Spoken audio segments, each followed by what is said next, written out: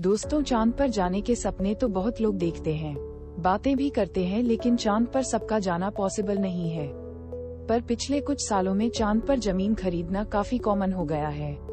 कुछ साल पहले सूरत के एक व्यापारी ने अपनी 2 महीने की बेटी के लिए चांद पर जमीन खरीदी है। विजय कथेरिया ने अपनी 2 महीने की बेटी नित्या को उपहार के तौर पर चांद पर जमीन दी है। विजय कांच के व्यापारी हैं और मूल रूप से सौराष्ट्र के रहने वाले हैं। चांद पर जमीन खरीदने के लिए उन्होंने New York international lunar land registry company को ईमेल भेजा था। आवेदन को कंपनी द्वारा स्वीकार कर लिया गया। इस खबर को सुन अगर आपके मन में भी चांद पर 2 गज जमीन खरीदने के ख्याल आ रहे हो तो आइए जानते हैं कि आखिर चांद पर प्लॉट खरीदा कैसा जाता है। चांद पर जमीन के रेट से लेकर खरीदने की पूरी प्रक्रिया आपको बताते हैं।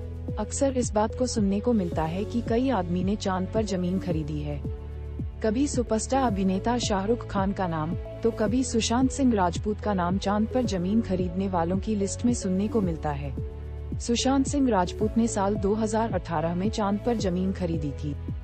वहीं बॉलीवुड के बादशाह यानी शाहरुख खान को उनके एक फैन ने चांद पर जमीन तोहफे में दी थी। ये तो आपने सुना ही होगा कि कई लोगों ने चांद पर जमीन खरीद रखी है, लेकिन क्या आपको पता है चांद पर जमीन के क्या रेट हैं? अगर हम आपको चांद पर जमीन के रेट बता देंगे तो शायद आपको यकीन नहीं होगा। बता दें कि चांद पर 1 एकड़ जमीन का रेट मात्र 3000 रुपये है। अब आप सोच रहे होंगे ये जमीन आखिर इतनी सस्ती क्यों है? चलिए हम आपको इसके बारे में डिटेल में बताते हैं। जानकारी के मुताबिक लूना सोसाइटी इंटरनेशनल और इंटरनेशनल लूनर लैंड्स रजिस्ट्री ऐसी कंपनी है जो चांद पर जमीन बेचने का दावा करती है। इन कंपनियों के द्वारा 2002 में हैदराबाद के राजीव बागड़ी और 2006 में बेंगलुरु के ललित मोहता ने भी चांद पर प्लॉट खरीदा था।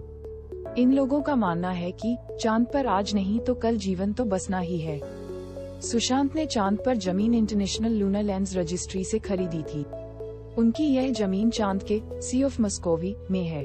lunarregistry.com के अनुसार चांद पर 1 एकड़ जमीन की कीमत करीब 35 अमेरिकी डॉलर यानी करीब 3000 रुपये है। कम कीमत होने के कारण लोग भावनाओं में बहकर रजिस्ट्री कराने के बारे में ज्यादा नहीं सोचते। जब जमीन की कीमत तय है तो सवाल ये भी उठता है कि आखिर चांद का मालिक कौन है? आउटर स्पेस ट्रीटी 1967 के मुताबिक अंतरिक्ष के किसी भी ग्रह या फिर चांद पर किसी भी एक देश या व्यक्ति का अधिकार नहीं है। चांद पर बेशक किसी भी देश का झंडा लगा हो, लेकिन चांद का मालिक कोई नहीं। इस बारे में इंटरनेशनल संगठनों का मानना है कि चांद की जमीन पर कानूनी तौर पर किसी का मालिकाना हक नहीं माना जा सकता, क्योंकि पृथ्वी से बाहर की दुनिया पूरी मानव जाति की धरोहर है। इस पर किसी एक देश का कब्जा नहीं हो सकता।